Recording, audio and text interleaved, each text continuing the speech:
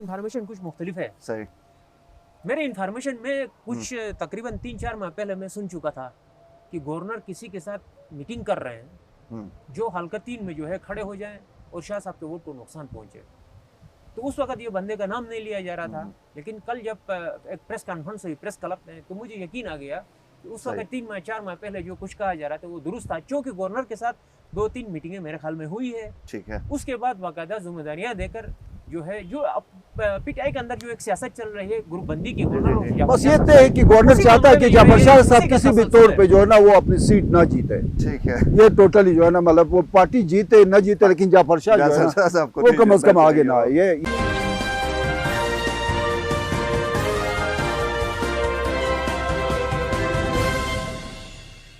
अस्सलाम वालेकुम नाजरीन, आप देख रहे हैं गिलगित टीवी में हूँ शबीर मीर। नाजरीन, गिलगित बल्तिस्तान में इलेक्शन के हवाले से काफ़ी बड़ी डेवलपमेंट्स हो रही हैं, नई डेवलपमेंट्स हो रही हैं।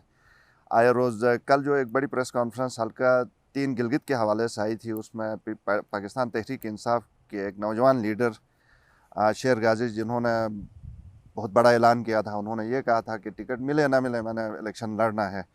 तो उसी हवाले से दूसरी जो डेवलपमेंट सामने आ रही है वो ये है कि सैयद जाफ़र शाह साहब जो कि सदर हैं पाकिस्तान तहरीक इंसाफ की, उनकी सेहत के हवाले से भी सेहत उनकी यकीनन बेहतर है, लेकिन शायद इस काबिल वो नहीं है कि इलेक्शन की जो बहुत ज़्यादा मसरूफियात होती हैं वो खुद से जाके अमलन उसमें हिस्सा ले सकें।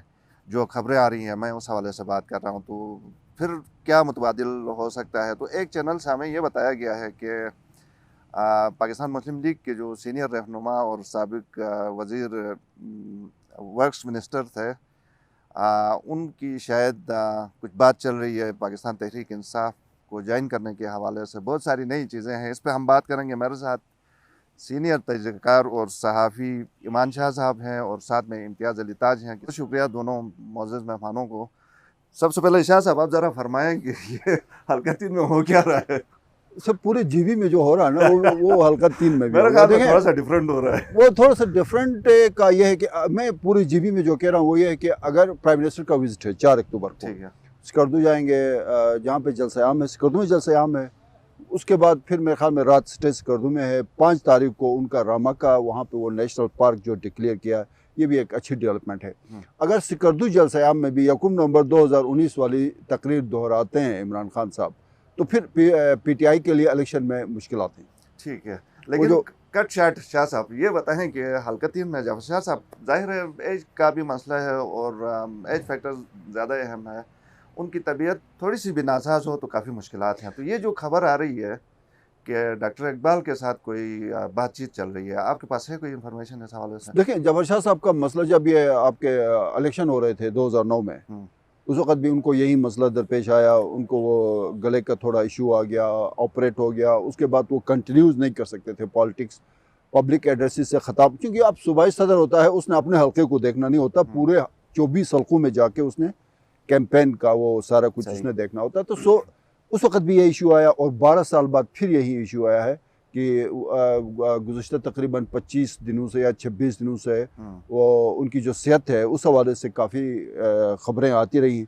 अब शुक्र अल्हम्दुलिल्लाह वो बेहतर हो गए हैं, लेकिन आपको पता है ये कोविड और दूसरा उनको जो थ्रोट का जो मसला है गले का, ये दोनों इश्यूज़ ऐसे हैं कि जहाँ पे बंदा फौरी तौर पे ठीक हो के अपना रोज़मर्रा के काम निपटा नहीं सकते हैं।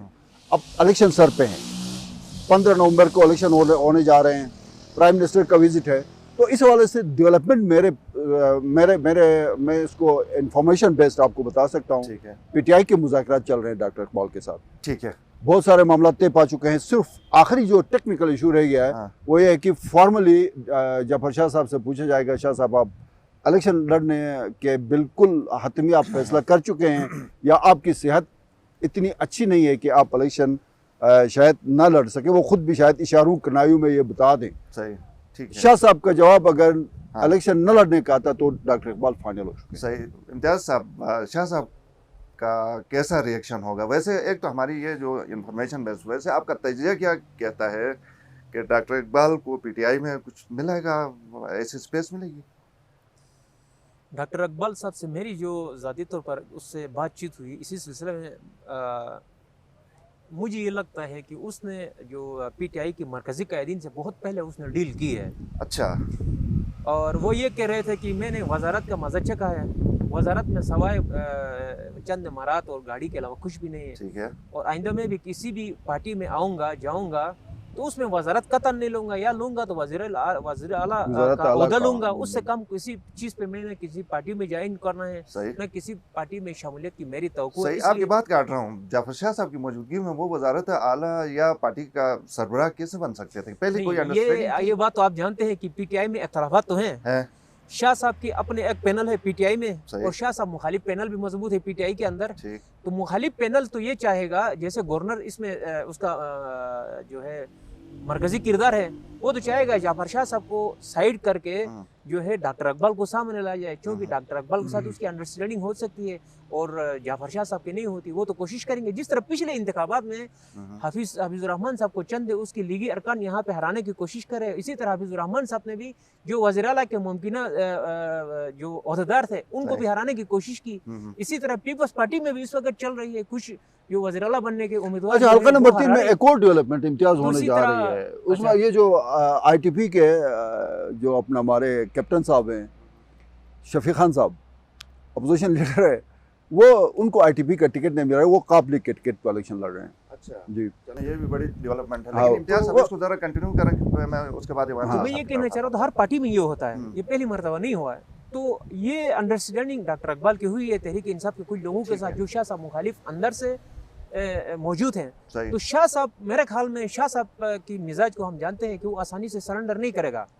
वो आखिरी हद तक वो सरेंडर नहीं करेगा, इसलिए कि अब जब वो वज़ीर आला बनेगा तो मेरे ख्याल में इतना बड़ा वो तकरीर करने का उसमें कोई जिम्मेदारी उसकी होती नहीं है। 2-4 कलिमात कहने होते हैं, उसके अलावा उसकी कोई बड़ी जिम्मेदारी बोलने के हवाले से तो नहीं है।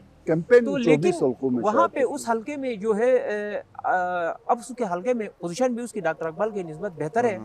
फिर प्रोविंशियल वो एक क्या नाम है प्रेसिडेंट भी है, उसको ज्यादा इम्कानात नजर आ रहे हैं वज़ीर आला बनने के।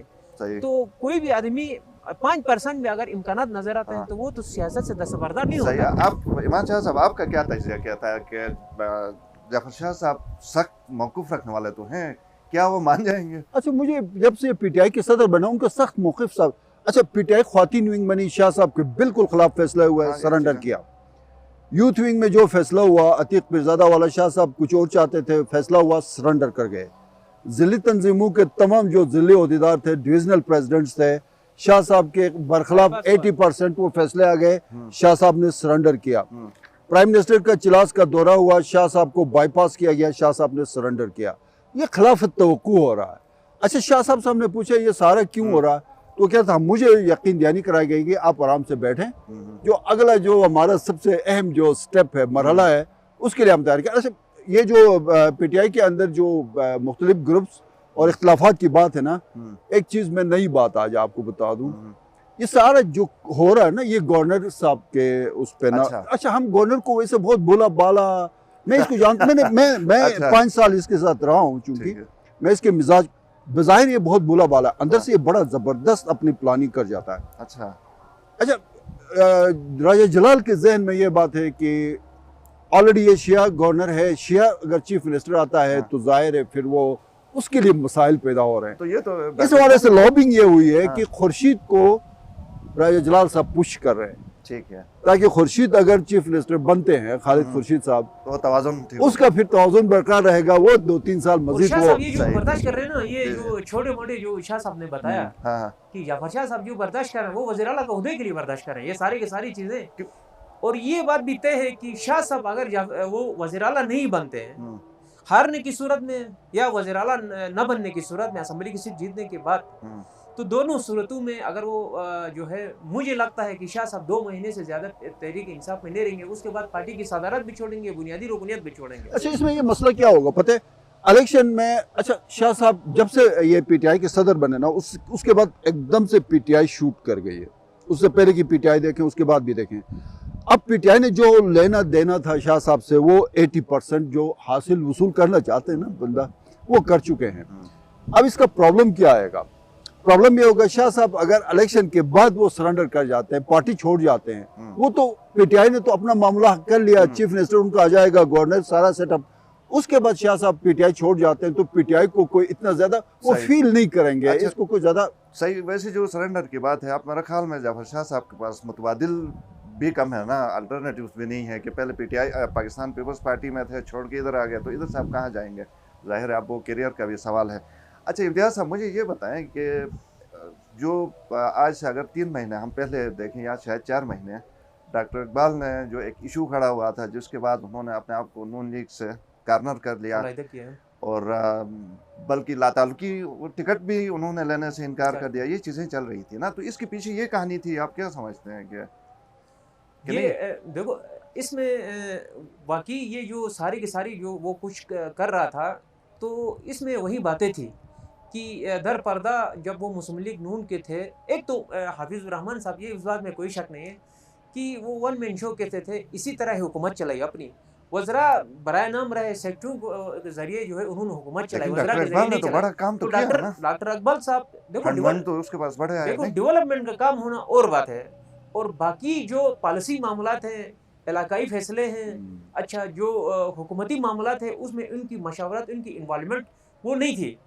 डेवलपमेंट स्कीमें दी, कहीं पे कलवर्ट दिया, कहीं पे चारदीवारी का वो दिया, तो वो मामला एक वजीर इतना जो खुसूसन ऐसे पढ़े लिखे जो वजीर होते हैं डॉक्टर इकबाल जैसे, वो इस हद तक महदूद नहीं रहते हैं। वो हुकूमती मामला में बहुत बड़ा शेयर मांगते हैं, अख्तियार चाहते हैं।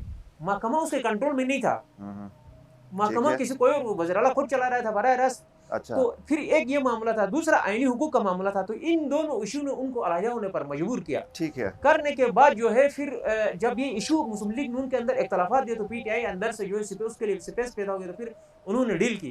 तो उन्होंने जो मुस्लिम लीग नून में अपने लिए माहौल देखा, उसके उनसे ख्वाहिशात के बरखलाफ थे, तो फौरन तौर पर डील कर ली। ठीक है। ईमान शाह साहब, मुझे खुद जाफर शाह साहब ने एक दफ़ा ये बताया, जब बल्कि मैंने उनसे ऑफ द रिकॉर्ड पूछा था, मैंने कहा कि अगर डॉक्टर इकबाल पीटीआई में आना चाहें तो आप उनको वेलकम करेंगे, तो उन्होंने कहा कि इनको वेलकम करना तो अपने लिए मसला होगा। तो इस तनाजुर में डॉक्टर साहब की वो 3 महीने पहले, जैसे मैंने इम्तियाज़ साहब से पूछा, आप समझते हैं कि ये कार्रवाई कुछ पुरानी थी, वो भी जाफर शाह साहब के नॉलेज में लाए बगैर कोई इस तरह का सिलसिला उधर से चला है?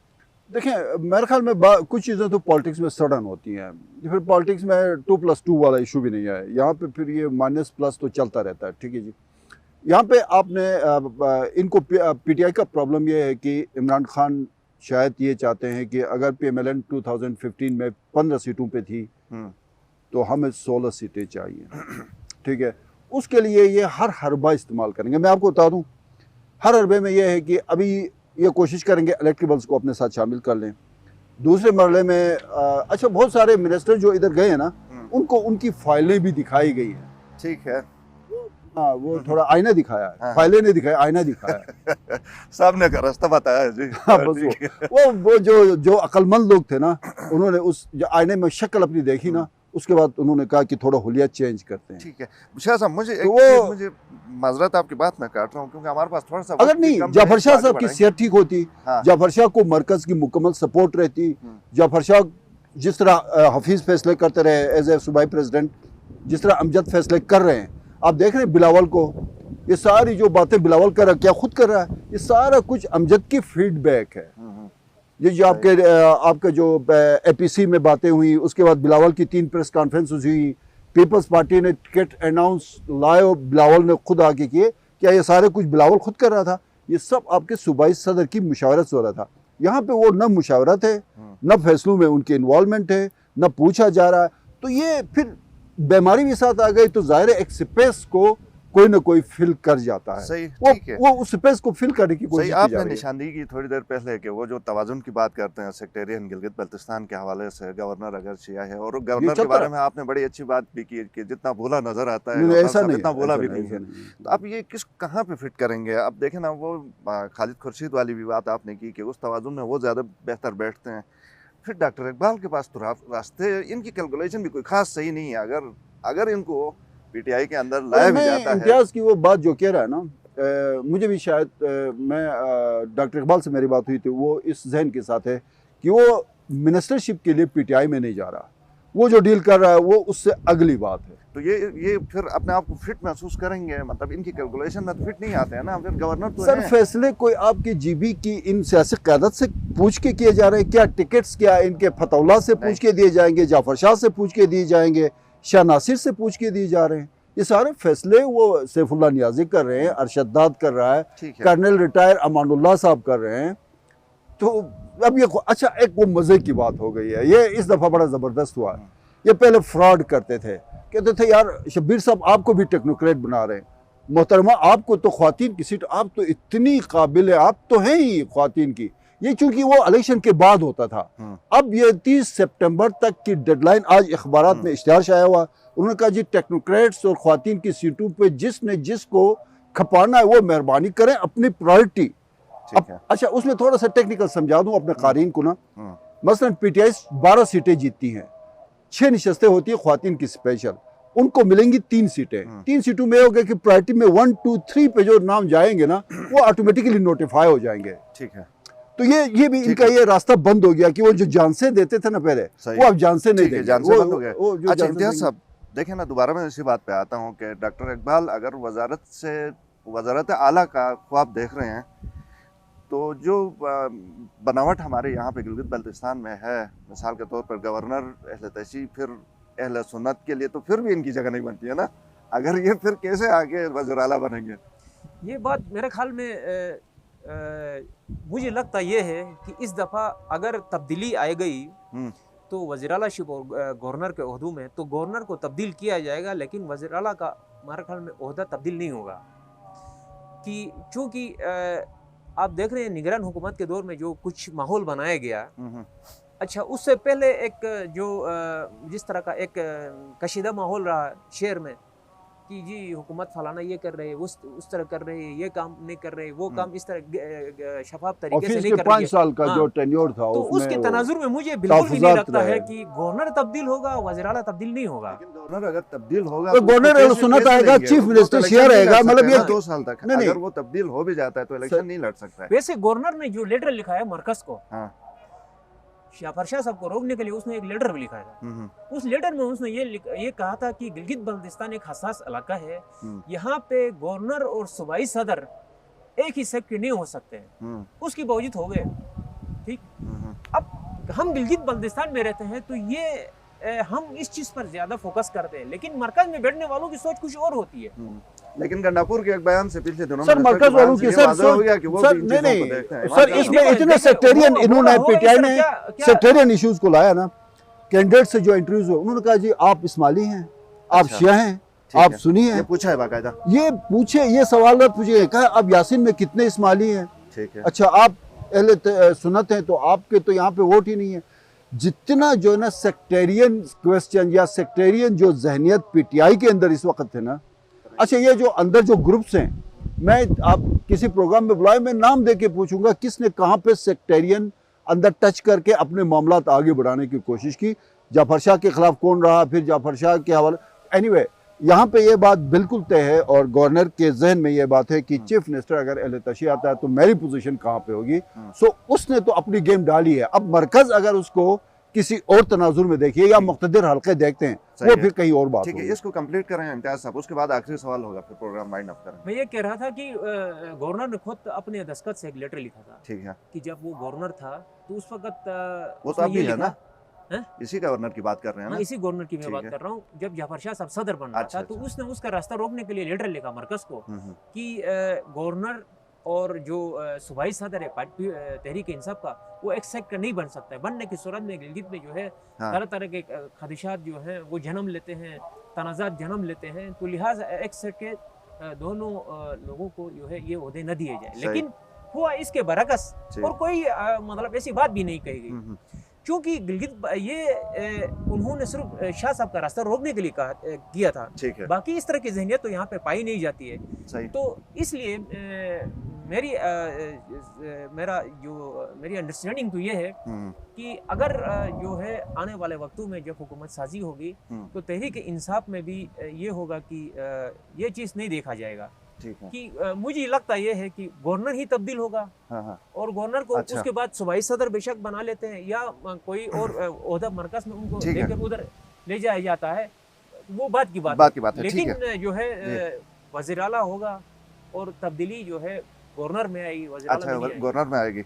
अच्छा शाह साहब, मुझे ये बताएं कि ये शेर गाजी का भी एक इशू है ना, ये भी कोई गेम है कि क्या है? इनका एक टाइम पे आके देखें, ये दोनों तरह से इसका मसला है। सियासी पार्टियों में कारकुनों को भी चाहिए कि वो सिर्फ पौधों के हुसूल के लिए ना आए, वो नज़रियात को आगे बढ़ा रहे हैं ना। तो इसका मतलब ये है कि वो कहें मुझे टिकट नहीं मिल रहा, मुझे ओहदा नहीं मिल रहा, मुझे टेक्नोक्रेट नहीं, कुछ भी नहीं है, तुम्हें क्यों? कोई साजिश तो नहीं है? देखिए, साजिश कुछ भी नहीं है, साजिश कुछ भी नहीं है। अच्छा। शेर गाजी 2015 में भी इलेक्शन लड़ा था, 800-900 वोट इसने लिए थे। यंग है, अच्छी लीडरशिप है, इसको पार्टी में रहना चाहिए। अभी मेरे ख्याल में पीटीआई में है, मैं इसलिए कह रहा हूं रहना चाहिए। हाँ बिल्कुल है, उन्होंने कहा। लेकिन इस हवाले से मेरी इन्फॉर्मेशन कुछ मुख्तलिफ है। सही। मेरी इन्फॉर्मेशन में कुछ तकरीबन 3-4 माह पहले मैं सुन चुका था कि गवर्नर किसी के साथ मीटिंग कर रहे हैं जो हल्का 3 में जो है खड़े हो जाएं और शाह साहब के वोट को नुकसान पहुंचे। तो उस वक्त ये बंदे का नाम नहीं लिया जा रहा था, लेकिन कल जब एक प्रेस कॉन्फ्रेंस हुई प्रेस क्लब में, तो मुझे यकीन आ गया कि उस वक्त 3-4 माह पहले जो कुछ कहा जा रहा था वो दुरुस्त था, क्योंकि गवर्नर के साथ 2-3 मीटिंगें मेरे ख्याल में हुई है। ठीक है। उसके बाद बाकायदा जिम्मेदारियां देकर जो है, जो पीटीआई के अंदर जो एक सियासत चल रही है ग्रुपबंदी की, बस ये तय है कि गवर्नर चाहता है कि जाफर शाह साहब किसी भी तौर पे जो है ना वो अपनी सीट ना जीते। ठीक है। ये टोटली जो है ना, मतलब वो पार्टी जीते ना जीते, लेकिन जाफर शाह जो है ना वो कम अज कम आगे ना आए। ये माइंडसेट है। और डॉक्टर अकबाल को भी उसका मुतबादिल के तौर पर भी मांगा गया था, शाह साहब के मुतबादिल भी, तो वो मुतबादिल भी डॉक्टर अकबाल की शक्ल में दे दिए गया। अच्छा, ठीक है, बहुत शुक्रिया मेरे दोनों मेहमान, आपका बहुत शुक्रिया, आपका तजिया बड़ा करामत है। नाजरीन, प्रोग्राम आपने सुना। मैं सिर्फ ये कहना चाहता हूँ कि जस्टिस रिटायर्ड जाफर शाह साहब भी शायद हमारा ये प्रोग्राम सुन रहे होंगे, तो वो ज़रा वेरीफाई करें कि किस हद तक हमारी ये इन्फॉर्मेशन ठीक है। अगर वो इस सिलसिले में कुछ कहना चाहते हैं तो मोस्ट वेलकम। प्रोग्राम देखने का शुक्रिया, इजाज़त दीजिए, अल्लाह हाफ़िज़।